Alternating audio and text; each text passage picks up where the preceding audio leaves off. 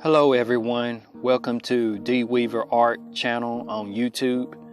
I want to personally thank all of my subscribers for reaching 100 subscribers about a couple of weeks ago. I want to thank each and every one of you for supporting me as an artist here on YouTube. I really appreciate that. I am at Mc Farland Park and I am near the Tennessee River, north of Carver County and Lauderdale County, and I am at a boat ramp at Mc Farland Park.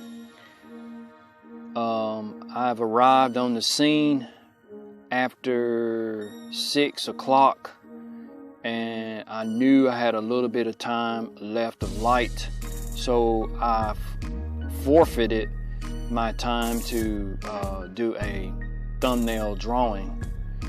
Most of the time I do a thumbnail drawing, but however, I've done a few plein air paintings where I did not do a thumbnail drawing, but it really helps for you all out there who do plein air painting or have never done plein air painting. It's good to have a plan, and so that's what I'm doing here. I did not use a thumbnail drawing. What I'm doing here, I've pre-stained the canvas, took the white out. I used yellow ochre and watered my canvas down, kind of wet it up real good and just wiped it down, and that's where you get that yellowish, whitish yellow, real bright value there. Now what I'm doing here, I'm blocking in my darkest darks. I've already drawn in with the paintbrush all the features of the scene in the picture from Plein, and I've fast forwarded so we can get most of this in at a good time. As you can tell, I got the little area out in the water where the bridge is sitting on. I don't know what it's called, but it's like a bridge stand, concrete. It's actually steel underneath all that concrete, but that's what the bridge is sitting on out over the river.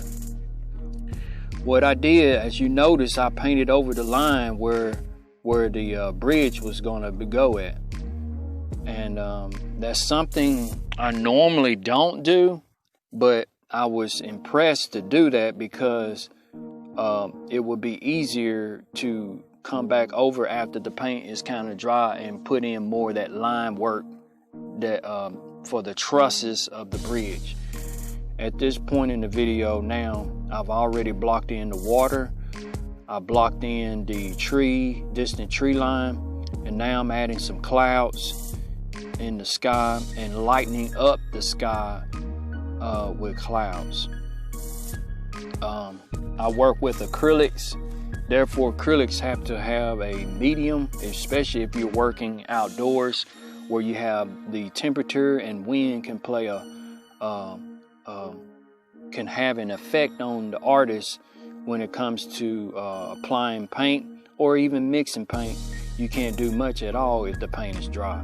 So what I do, I put a Liquitex slow dry gel before or prior to coming out on the scene to paint my plein air paintings. I work from a stay wet palette, and I have to do that because, like I said, acrylic is not oil paint. Acrylic's water-based, so any type of wind or temperature can have an effect on the drying process of the paint.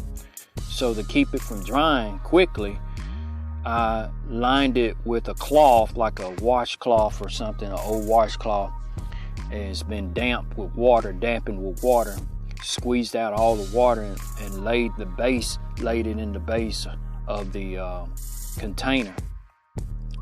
So on top of that is a parchment paper, and then I put my paints that are mixed with the slow dry gel.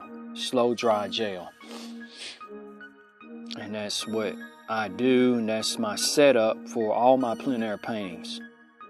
I work from a homemade stay wet palette. has a lid when I'm done, and I put a lid back over, and I can actually reuse my paints when I'm done if I don't use all my paints up. It's very important as a plein air painter that you have plenty of paint to work with, especially if you're working with acrylic. So, just in case if I did run out on the scene, which has never happened before, I usually have paint left. I mix enough paint and have the gel in there in the mixing of the paint to actually apply to the canvas. I'm adding some details into the trees, and now I have reached the end of the light. It started to get pretty dark, and so I figured that was enough time for me with this in here. You can see the bridge in the distance and the river there in the water, and I actually was pretty pleased with this painting. To be honest with you, those grays, I tried to get a gray tone, but it turned almost like a purple, a light purple, but that's okay. That's usually what happens when you're working with limited colors and a limited palette. Thank you for watching this.